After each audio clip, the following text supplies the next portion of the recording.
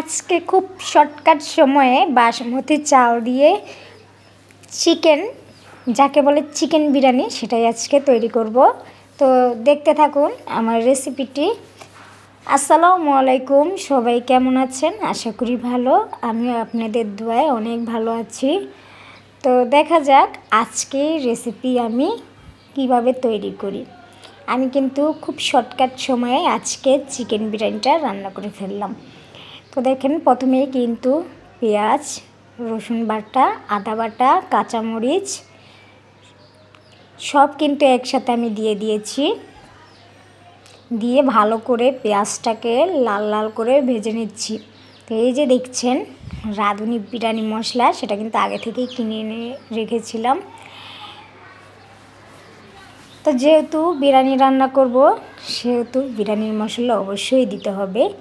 তো আমি কিন্তু ধনিয়ার গুঁড়া দিচ্ছি পরিমাণ মতো,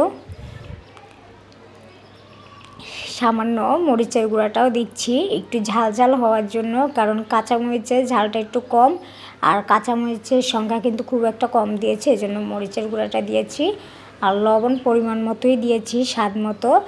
আর এখন কিন্তু দিচ্ছি বিরিয়ানির মশলা, হালকা পরিমাণ মতো পানি দিয়ে এখন আমি ভালো করে মশলাটাকে কষাবো।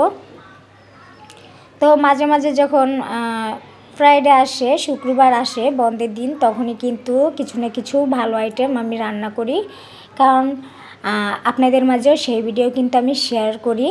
তো আজকে শুক্রবার, আজকেও ভাবলাম বিরিয়ানি রান্না করি, কারণ বাহিরে যদি বিরিয়ানি খেতে যাই তাহলে ঠকতে হয় অবশ্যই। বড় বড় রেস্টুরেন্টে মাঝে মাঝেই খেতে যাই, তখনই ঠকি।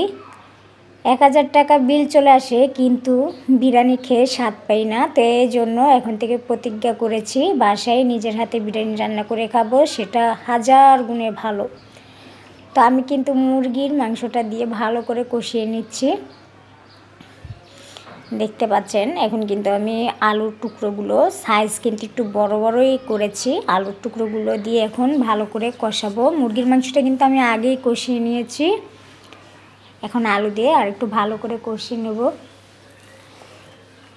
ও আপনাদেরকে তো বলাই হয়নি, তো অর্ধেক বলেই আমি থেমে গিয়েছিলাম ভিডিওর মাঝে। তো ভালো ভালো রেস্টুরেন্টে গিয়ে কী লাভ যদি খাবারটাই মনের মতো না হয়। তার চাইতে আমি মনে করি যদি বাসায় এইভাবে বিরিয়ানি রান্না করি, টাইমটাও খুব কম লাগবে আর নিজের মন মতো খেতে পারবো। কারণ আমি কিছুদিন আগে একটা রেস্টুরেন্টে গিয়েছিলাম, তো বিরিয়ানি খেয়েছি না কি খেয়েছি আমি নিজেও জানি না। মনে হয় জানি কাগজের মতো টাকাগুলো রেস্টুরেন্টে দিয়ে এসেছি। খেয়ে দিয়ে কোনো স্বাদই পাইনি, পেটও ভরে নেই, মনও ভরেনি। তো ভাবলাম এই শুক্রবার আমি নিজের হাতেই বিরিয়ানি রান্না করব। রেস্টুরেন্টের বিরিয়ানির চাইতে আমি নিজের হাতে যে বিরিয়ানিটা রান্না করি সেটা 1000 গুণে সুস্বাদু। তো দেখেন আমি কিন্তু চালগুলো দিয়ে ভালো করে কষিয়ে নিয়েছি। কষানোর পর পরিমাণ মতো কিন্তু আমি পানি দিয়েছি, আর বিরিয়ানি রান্নার সময় কিন্তু পানিটাই পরিমাণ মতো দিতে হয়। তো দেখেন আমি কিন্তু উপরে কাঁচামরিচ কয়টা দিয়ে দিয়েছি সৌন্দর্য বাড়ানোর জন্য। তো যখন পানিটা উতলে গিয়েছে, আর বেশিক্ষণ লাগবে না, প্রায় হয়ে গিয়েছে বিরিয়ানি রান্নাটা। তো আজকের ভিডিও এখানেই শেষ। আগামীতে নতুন কোনো ভিডিও নিয়ে আবার আপনাদের মাঝে চলে আসবো। আপনারা আমাকে বেশি বেশি ভালোবাসা দিবেন, অবশ্যই ভালো ভালো ভিডিও আপনাদের মাঝে আমি শেয়ার করতে পারবো।